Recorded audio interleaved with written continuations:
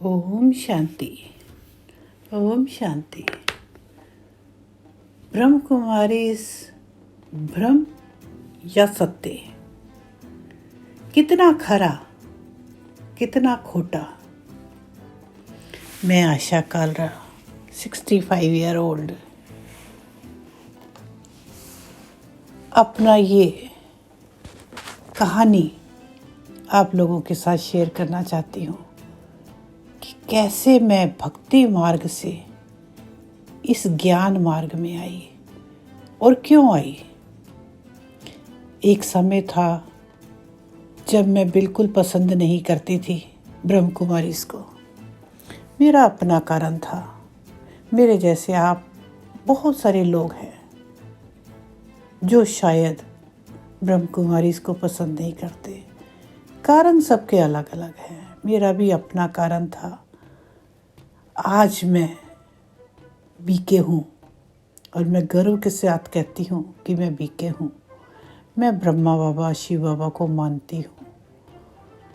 लेकिन एक समय था जब मैं बिल्कुल पसंद नहीं करती थी।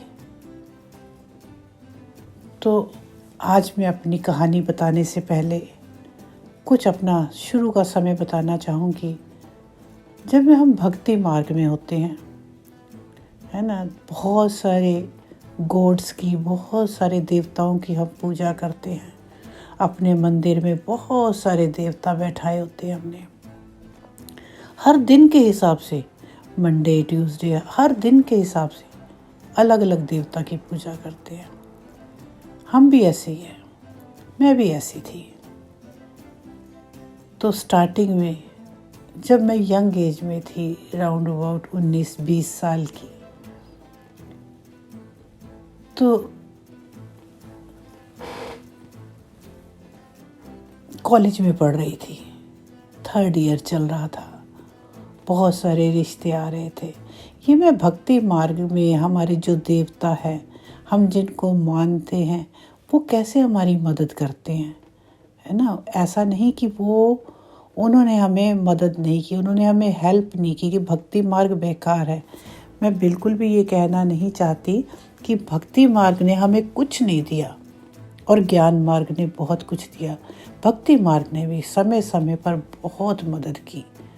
भक्ति मार्ग भी बहुत अच्छा। क्योंकि हमारी बिलीफ, हमारा विश्वास वो पक्का होना चाहिए। तो जब मैं यंग एज में थी तो क्या था कि बहुत सारे रिश्ते आ रहे थे।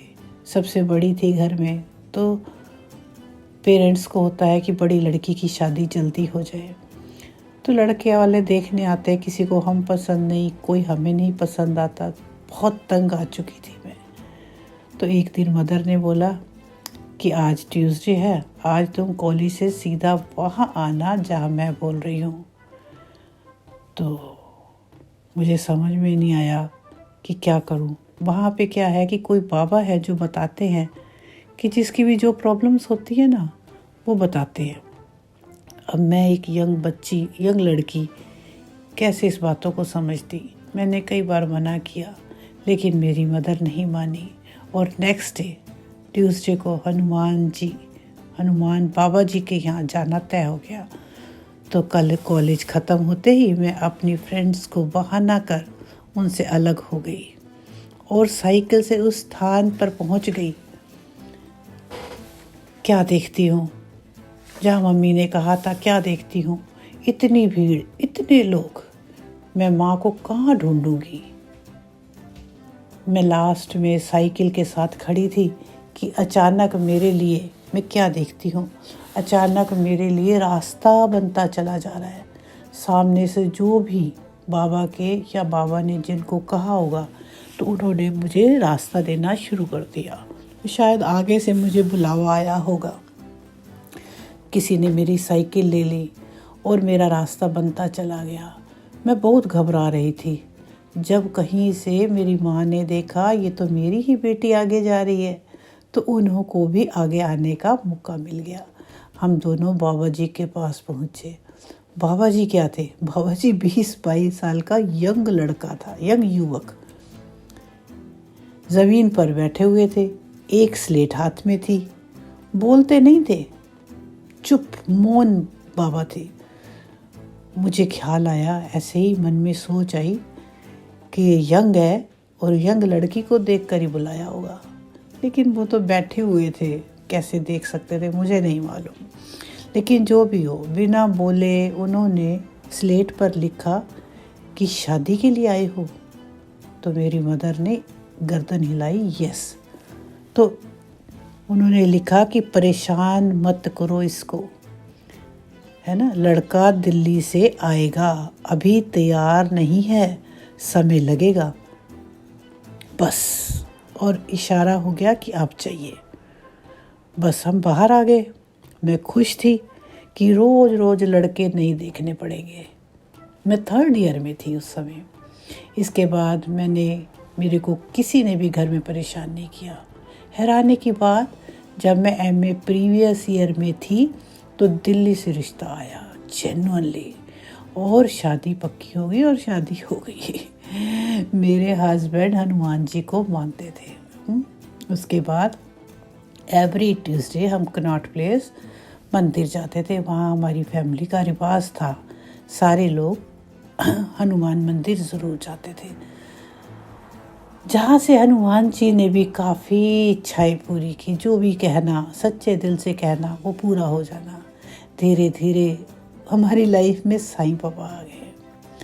हम हनुमान जी के साथ साईं बाबा को भी मानने लगे। मंदिर में साईं बाबा भी बैठ गए। आप कहते हैं ना, किसी को सच्चे दिल से प्यार करते हो तो आपका हर हाल में वो हेल्प करते हैं। समय समय पर साईं बाबा ने भी, मैंने बहुत साईं बाबा के साथ अनुभव लिए। अगर आप लोग कभी कमेंट करेंगे, कहेंगे, बताएंगे, तो मैं ज़रूर आपको साईं बाबा के अनुभव बताऊंगी। बहुत अनुभव हुए मुझे साईं बाबा के साथ। उसके बाद साईं बाबा के समय के बाद, साईं बाबा के बाद छतरपुर गुरुजी, वो भी मेरी लाइफ में आए। मेरी बेटी उनको मानती थी, बच्चे बड़े हो चुके थे। मेरी बेटी, बड़ी बेटी, उनको मानती थी और उनका सत्संग कराती थी। तो उनके सत्संग में मेरा जाना होता था। तो समय समय पर हमारे भगवान चेंज होते चले गए, हमारे भगवान चेंज होते चले गए। अब मैं आपसे बात करती हूँ ब्रह्म कुमारियों से। मैं क्यों परेशान थी, क्यों मुझे नफ़रत सी थी। मेरे बच्चों की शादियाँ हो चुकी थी। मेरा बेटा बहू लंदन में सेटल और बेटी गुड़गांव में। मैं लंदन में थी। उस समय बिग बॉस 13 चल रहा था। मैं सिद्धार्थ और शहनाज को बहुत प्यार करती थी, बहुत लाइक करती थी। बहुत दुनिया उनको चाहती है, मैं भी उनको चाहती थी, उन्हीं में से एक थी। एक एक एपिसोड को मैंने 5-5, 6-6 बार देखना। वो हंसते तो मैं हंसती, वो रोते तो मैं रोती। तो बच्चे कहते थे कि मम्मा आप इतनी बार इस सीरियल को देखते हो। अब हमें लगता है कि आप हमसे ज़्यादा इन्हीं को ही प्यार करते हो। और मैंने एक दिन उनको कहा कि यस। अचानक एक सुबह सिद्धार्थ चला गया। मुझे व्हाट्सएप पे न्यूज़ आई, मैसेज आया कि सिद्धार्थ चला गया। क्योंकि मेरे फ्रेंड्स को मालूम था कि मैं कितना ज़्यादा देखती हूँ ये सीरियल, कितना लाइक करती हूँ, हर समय उनकी बात करना। मुझे विश्वास नहीं हुआ, ऐसे लगा पैरों तले ज़मीन निकल गई। लेकिन सच्चाई तो सच्चाई है। यहाँ से शुरू होती है ब्रह्म कुमारियों से नफरत। मैंने सुना था उनकी मदर बीके हैं और हस्बैंड भी नहीं थे उनके, एक ही बेटा। पता लगा न्यू कि वो रोए भी नहीं। मुझे बहुत घबराहट हुई कि ऐसा कैसे हो सकता है, कि ये सब कहीं ब्रह्म कुमारी इसका किया हुआ तो नहीं है। मैं बीकेस के बारे में ज़्यादा नहीं जानती थी, बस इतना पता था कि किसी से सुन के था कि ये जो है वाइट कपड़े वाली, ये परिवार से दूर कर देती हैं, पैसे ले लेती हैं, पति बच्चों से दूर कर देती है। मेरा मन सिद्धार्थ शहनाज के लिए पागल यही सोचता गया कि ये सब उसी वजह से हुआ। नफरत बढ़ती गई।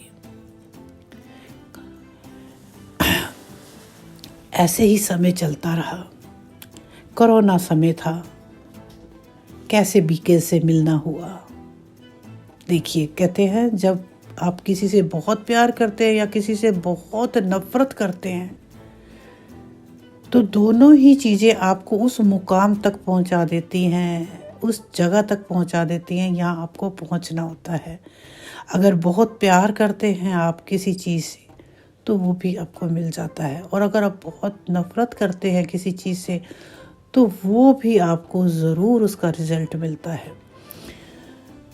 तो इसके लिए एक स्टोरी भी है, फिर कभी बताऊंगी कि कैसे भक्ति मार्ग में भी कैसे होता है कि आप किसी भगवान को कैसे मानते हैं तो क्या होता है। तो क्या होता है कि कोरोना का समय, सेकंड वेव चल रही थी, ख़त्म थी सेकंड वेव। बहुत भयानक समय था, बहुत ख़राब समय बीता था, सभी जानते हैं। मेरी छोटी सिस्टर, सबसे छोटी सिस्टर चंडीगढ़ में रहती है। उसका एक दिन फ़ोन आया कि दीदी माउंट आबू चलोगे। हम 3 लौकिक सिस्टर्स हैं, 3 बहनें हैं। एक हमारी मौसी की सिस्टर अनमैरिड भी हमारे साथ रहती हैं। हम लोग शिरडी इकट्ठे जाते थे। हम एक ग्रुप में की तरह एक शिरडी भी जाते थे ग्रुप के साथ। तो मैंने उनसे पूछा कि माउंट आबू में क्या है, क्योंकि मैं नहीं जानती थी कि माउंट आबू में कुछ है। तो उसने मुझे बताया कि ब्रह्मा कुमारी शिव बाबा का वहाँ पर स्थान है, वहाँ पे सेंटर है बहुत बड़ा। तो मैंने कहा हम वहाँ जाकर क्या करेंगे। तो उन्होंने कहा कि ऐसे ऐसे बीकेस का ग्रुप जा रहा है, जैसे हम शिरडी जाते थे ऐसे ही वहाँ चलेंगे। बहुत समय से मिले नहीं हैं, इकट्ठे 4-5 दिन समय पास करेंगे, है ना। तो मुझे पॉइंट तो बहुत अच्छा लगा। अब मैंने घर में बात की तो माउंट आबू के लिए कोई राज़ी नहीं हुआ। तो उन्होंने कहा आप लोग गोवा चले जाइए, घूमने जाना है, तो माउंट आबू ही क्यों जाना है। तो हमने कहा नहीं, हमें माउंट आबू ही जाना है। पता नहीं क्यों ज़िद थी कि माउंट आबू ही जाना है। एक ज़िद सी आ गई थी, नहीं माउंट आबू ही जाएंगे। तो प्लान बना कि माउंट आबू में वो लोग जो जा रहे हैं वो अपना काम करेंगे, हम लोग अपना घूमते फिरते रहेंगे। हम अपना सुबह मॉर्निंग में घूमेंगे फिरेंगे, अपना बहनें अपना आराम से बातें करेंगी, अपना दुख सुख बांटेंगी। यही सब होता रहा। तो आखिर परिवार ने मान लिया और हमारी टिकट्स बुक हो गई।